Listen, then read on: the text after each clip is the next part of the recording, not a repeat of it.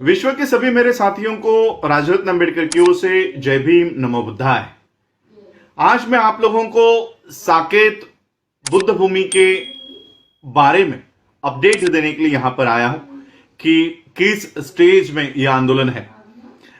21 मई को 22 मई को अयोध्या में जो विवादित मंदिर का निर्माण इस लॉकडाउन के पीरियड में भी जारी था, वहां पर खुदाई के समय, समतलीकरण के समय बुद्ध के अवशेष मिले, प्राचीन अवशेष मिले और पूरे भारत में ये एक मांग उठी कि वो बुद्ध भूमि है और इसलिए वहां पर बुद्ध के विहार का ही निर्माण होना चाहिए। और एक मांग उठी कि जो अवशेष वहां से निकल रहे हैं उसका ठीक तरह से जतन किया जाए, प्रोक्योरमेंट किया जाए। हम लोगों को यह भी सुनाई दिया कि जो अवशेष वहां से निकल रहा है उसे क्रशर में डालकर उसकी मिट्टी बनाने का काम वहां पर चल रहा था। मैं सबसे पहले भंते सुमित रत्न जी का आभार व्यक्त करना चाहूंगा। हालांकि मेरी उनसे कभी बात नहीं हुई, उनका नंबर मेरे पास नहीं है, लेकिन सोशल मीडिया के माध्यम से, यूट्यूब के माध्यम से जब पता चला कि लॉकडाउन के पीरियड में जब हमारे पास आने जाने की कोई व्यवस्था नहीं है, इन हालातों में भी वो वहां तक पहुंचे। हालांकि उनको अंदर जाने से रोका गया, लेकिन ग्राउंड रिपोर्ट उन्होंने दी और भारत में सभी बौद्धों को जगाने का काम उन्होंने किया। भारत के बाहर भी ये संदेश गया और फिर उस समय से सभी लोगों ने इन अवशेषों को जतन करने की मांग की। सभी लोगों ने राष्ट्रपति को, प्रधानमंत्री को, मुख्यमंत्री को, डीएम को, कलेक्टर को, सभी लोगों को निवेदन दिए। सभी स्टेट से ये मांग गई कि यहां से बुद्ध अवशेष जो मिल रहे हैं उसका जतन किया जाए और ये जो समतलीकरण का, खुदाई का जो काम चल रहा है इस पर रोक लगाई जाए। और सिर्फ भारत से ही नहीं, मुझे जितने भी मेल्स सभी लोग कर रहे थे, मेरा ईमेल आईडी ये सीसी में रख रहे थे और मुझे बहुत सारे सीसी यानी कॉपी मेरे पास मेरे मेल पर आ रही थी। यूएस के लोगों ने, यूनाइटेड नेशंस के, यूनाइटेड स्टेट्स के लोगों ने, यूनाइटेड किंगडम के लोगों ने, लंदन के लोगों ने, ऑस्ट्रेलिया के लोगों ने, जहां जहां पर हमारे विदेशों में हमारे अंबेडकराइट्स रहते हैं, उन सभी लोगों ने यूनेस्को से लेकर राष्ट्रपति तक, प्रधानमंत्री तक, सीएम तक, डीएम तक सभी निवेदन ये ईमेल द्वारा वहां पर दिए। अब इसका परिणाम यह हुआ है कि ये निवेदन इन लोगों को प्राप्त हुए हैं। कई सारे मेल्स, सीसी यूनेस्को के रिप्लाई के भी मुझे आए हैं। यूनेस्को, जब मैं यूनेस्को के साइट पर गया था तब वहां पर एक बड़े अक्षरों में उनके साइट पर लिखा हुआ है कि कोरोना की वजह से वो किसी को रिप्लाई नहीं दे पाएंगे। लेकिन इन हालातों में भी यूनेस्को ने इस मुद्दे की गंभीरता पहचानते हुए यूनेस्को ने भी हम लोगों को रिप्लाई भेजा। दिल्ली के यूनेस्को में ये अप्लाई करने के लिए, ये एप्लीकेशन भेजने के लिए उन्होंने हम लोगों को निर्देश दिए। तो इस हालात में भी उन्होंने हमको रिप्लाई दिया।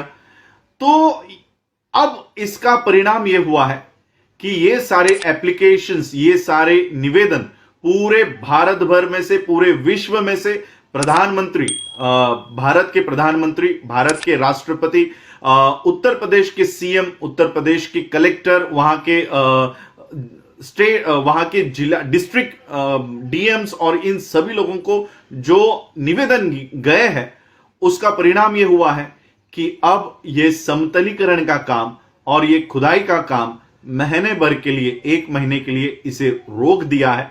और ये हम लोगों को एक समय मिला है, पर्याप्त समय मिला है, क्योंकि कोरोना की वजह से हम लोगों को सुप्रीम कोर्ट में भी अपनी याचिका दाखिल करने में बहुत देरी हो रही है। ऑनलाइन ये याचिकाएं दाखिल की जा रही है, ऑनलाइन ही मेरा वेरिफिकेशन हुआ। तो बहुत सारी दिक्कतें हम लोगों को लॉकडाउन के पीरियड में आई, लेकिन अब एक अच्छी खबर हम लोगों के लिए है कि ये समतलीकरण का काम, ये खुदाई अब रोक दी गई है और ये सारा श्रेय जाता है आप लोगों को, भारत के, विश्व के सभी बौद्धों को, कि आप लोग जागरूक रहकर ये एप्लीकेशंस आप लोगों ने भेजी। बुद्धिस्ट सोसाइटी ऑफ इंडिया के, भारतीय बौद्ध महासभा के सभी राज्यों के पदाधिकारियों को भी मैं आभार व्यक्त करता हूं।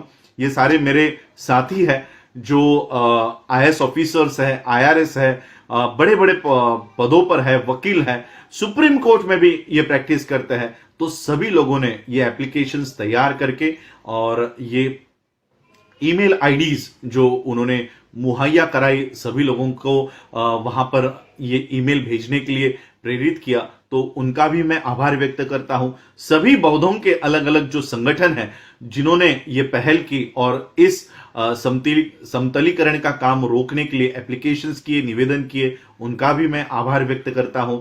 और विशेष आभार मैं बनते सुमित रत्न जी का व्यक्त करता हूं कि इन हालातों में भी वो वहां तक पहुंचे और जमीनी सच्ची जानकारी लोगों तक पहुंचाने की उन्होंने पहल की, काम किया, तो उनका भी आभार।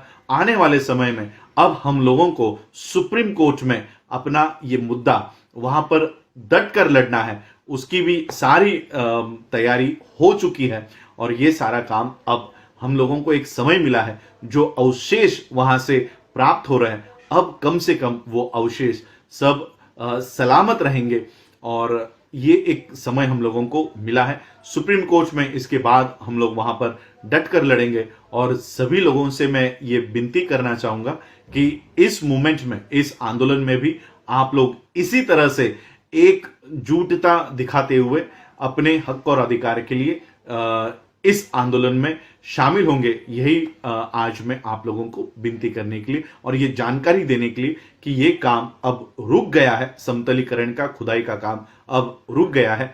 एक बेनिफिट हम लोगों को मिला है, ये सिर्फ और सिर्फ आप लोगों की एकजुटता की वजह से। कोई ऑर्गेनाइजेशन या कोई नेता या कोई लीडर इसमें लीड नहीं कर रहा था, इसका लीड केवल और केवल भारत की और विश्व की जनता कर रही थी। भारत के और विश्व के अंबेडकराइट्स और बौद्ध मिलकर यह आंदोलन लड़ रहे थे और इसलिए हम लोगों को यह अब समझ लेना चाहिए कि हम जब एक हो जाते हैं तब हमें किसी लीडर की आवश्यकता नहीं है।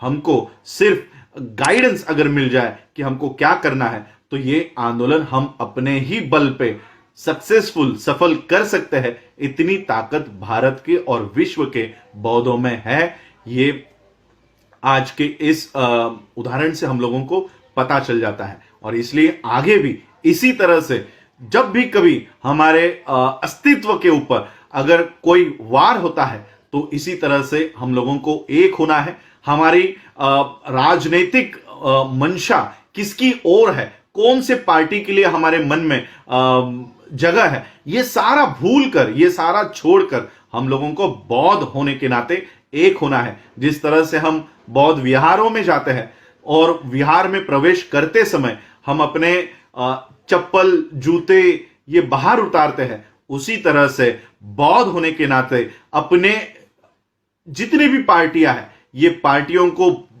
बाहर रखो और बौद्ध होने के नाते एक होकर इस आंदोलन में उतरो। यही मैं आज आप लोगों से विनती करता हूं। आप लोगों ने मुझे सुना, उसके लिए आप लोगों का आभार, धन्यवाद। जय भीम, जय भारत, जय बुद्ध।